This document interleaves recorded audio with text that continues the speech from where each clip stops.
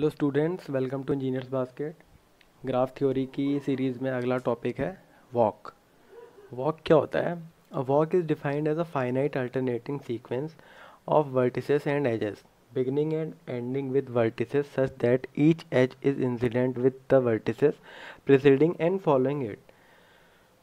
इसमें ये कहा जाता है कि वॉक एक ग्राफ में तब अपीयर होगी जब हम ट्रैवर्स करें उसे, और ट्रैवर्स करते टाइम कोई भी एज जो हो वो एक बार से ज़्यादा अपीयर ना हो, लेकिन वर्टेक्स जो है वो एक से ज़्यादा बार अपीयर हो सकती है। जब भी हम और एक चीज़ और, एक वर्टेक्स के बाद फिर एज, फिर वर्टेक्स, फिर एज, फिर वर्टेक्स, फिर एज, ऐसे अल्टरनेट आने चाहिए। ठीक है, तो ये हमारा होता है वॉक।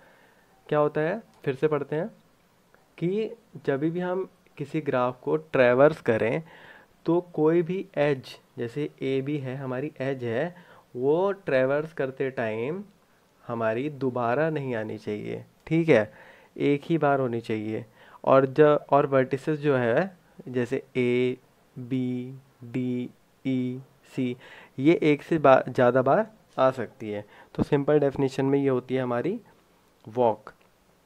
और वॉक का ये है कि वॉक कई बुकों में आपको एज ट्रेन और चेन के नाम से भी जाना जाएगा। मतलब कई पब्लिशर्स ने, कई राइटर ने इसे इस नाम से भी रखा है, तो आप कंफ्यूज मत होना।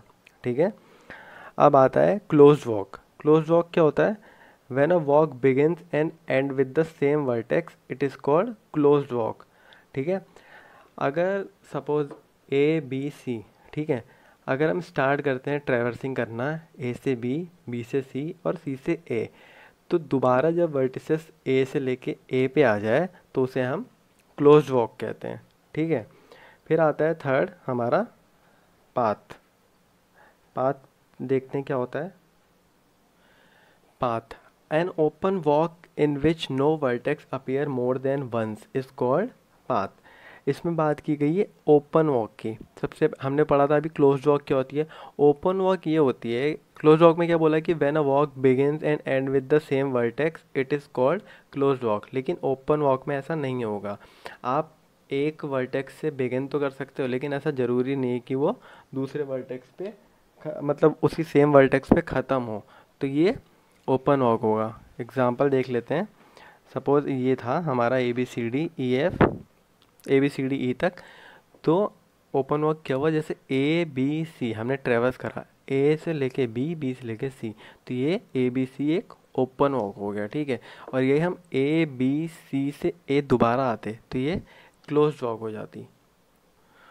तो जो पाथ है वो ओपन वॉक पे रेस्ट्रिक्शन लगाता है। क्या रेस्ट्रिक्शन लगाता है? An open walk in which no vertex appear more than once is called path. ठीक है, कोई भी एक ओपन वॉक है जिसमें उसकी जो वर्टेक्स है वो एक से ज़्यादा बार अपीयर नहीं होनी चाहिए, तो उसे हम पाथ कहते हैं। अब ये जो हमारा एग्जाम्पल है, इसको हम वॉक और पाथ के उसमें देखते हैं कि कौन कौन सी, मेरे पे कुछ क्वेश्चंस हैं, कौन कौन से क्वेश्चंस उसमें लाई कर रहे हैं। तो ये रहे हम पे तीन तीन ट्रेवर्सिंग है हमारी। ठीक है, A to B5 8 D8E। तो एक एक करके देखते हैं ट्रेवर्स करके कि ये वॉक है या पाथ है।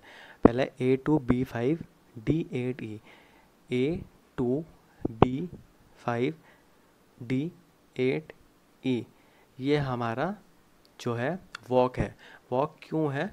क्योंकि ये हमारी वॉक की डेफिनेशन को फॉलो कर रहा है कि इसके अल्टरनेटिंग में एक एज और एक, मतलब एक वर्टिसेस फिर एज फिर वर्टिसेस फिर एज फिर वर्टिसेस फिर एज फिर वर्टिसेस आए, और एक ये ओपन वॉक है। ओपन वॉक क्यों है?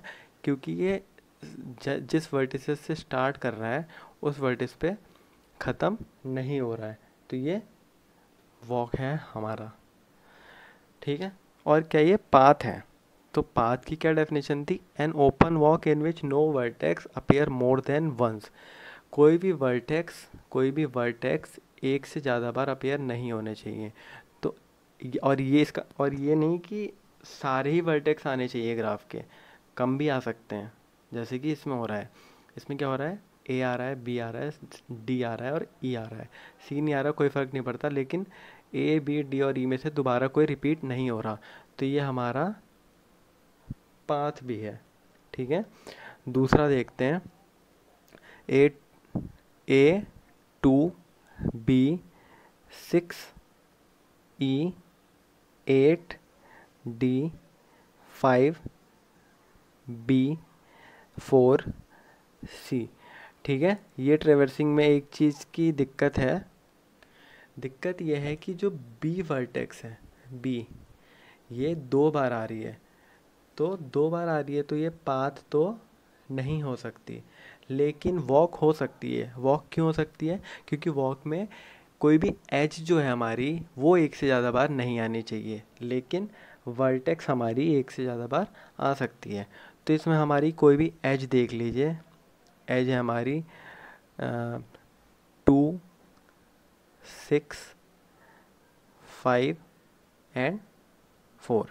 ये सारी अलग अलग एजेस हैं, तो ये हमारी दोबारा नहीं, एक भी रिपीट नहीं हुई, तो ये हमारा एक वैलिड वॉक है। ठीक है, अब तीसरा आता है हमारा A3C7E, फिर क्या है EB और फिर से B, 2 बार B। तो ये हमारी ना वॉक होगी और ना ही क्या होगी, पाथ होगी, क्योंकि इसमें हमारी 2 बार वर्टिसेस जो है वो रिपीट कर रही हैं। ठीक है, 2 बार वर्टिसेस रिपीट कर रही हैं तो ये हमारी वैलिड पाथ तो नहीं हो सकती। ठीक है, बी, फिर उसके बाद क्या है 4C। देखिए सी भी दोबारा रिपीट कर रही है। फिर 7 हमें यहाँ भी मिल रखा है एज और यहाँ भी मिल रखा है एज। तो वॉक की डेफिनेशन में क्या था, एज एक से ज़्यादा बार नहीं आ सकती। तो ये वैलिड पाथ भी नहीं है और ये वैलिड वॉक भी नहीं है। तो ये था हमारा walk, open walk, close walk और पाथ। आई होप आपको ये समझ में आया होगा। नहीं समझ में आया कमेंट सेक्शन में डाउट दोबारा पूछिए, वीडियो को दोबारा देखिए, और अगर पसंद आई हो, समझ में आया हो तो सब्सक्राइब करें चैनल को, वीडियो को लाइक करें। Till then good bye and take care.